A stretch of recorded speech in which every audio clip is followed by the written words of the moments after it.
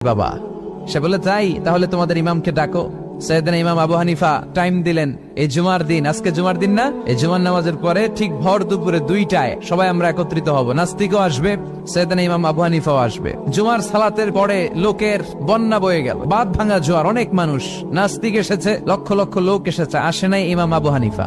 আসে না, আধা ঘন্টা, 1 ঘন্টা, 2 ঘন্টা পরে আসছে। নাস্তিক বলে, এই তোমাদের ইমাম, যার কোনো সময়ের জ্ঞানই নাই, এর সাথে কিসের তর্ক? সাইয়েদনা ইমাম আবু হানিফা বলে, ইনদি উযর, আমার